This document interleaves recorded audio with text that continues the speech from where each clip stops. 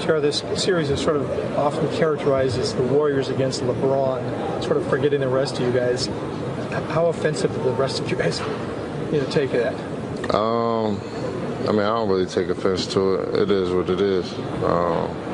I'm just here to win. I'm not here to play for the Hall of Fame or nothing like that. I'm here to win the championship and do the best for my teammates.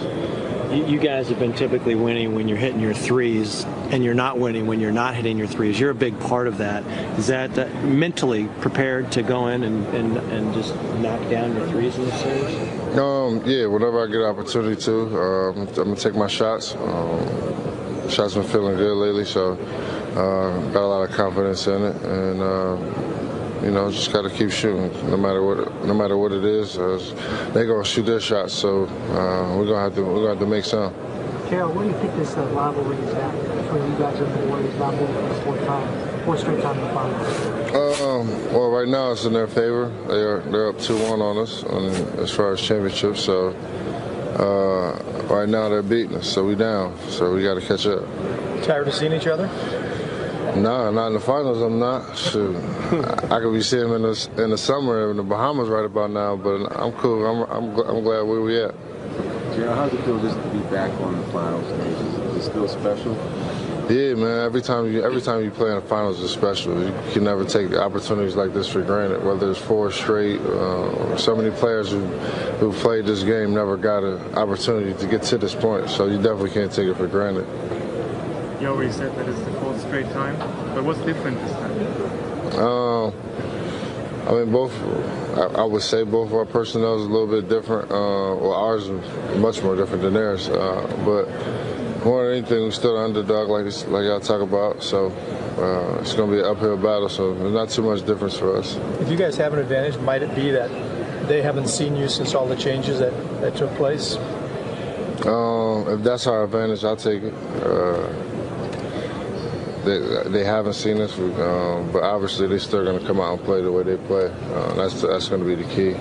Slowing them down, trying to contest as many shots as we can and rebound, because they're also a great rebounding team. So more than anything, it's going to come down to defense and our ball movement. You've been with LeBron for years now.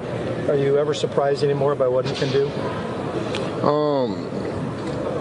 Yes and no. Obviously, he's got so many records and stuff like that, or accolades, whatever you want to call it. But to go out day in and day out and see what he does and see how he performs under whatever circumstances, no matter who's out there playing, it's still special to watch.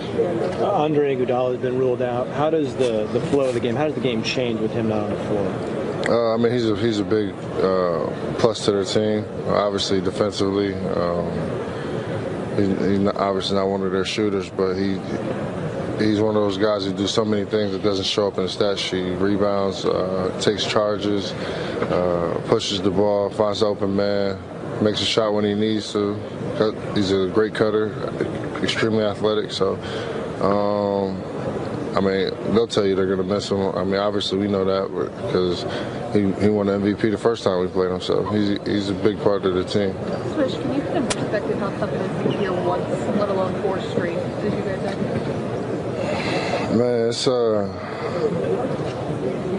tough. Day in and day out, to grind and stay the course and keep focused. To get to this point is definitely one of the hardest things I've done.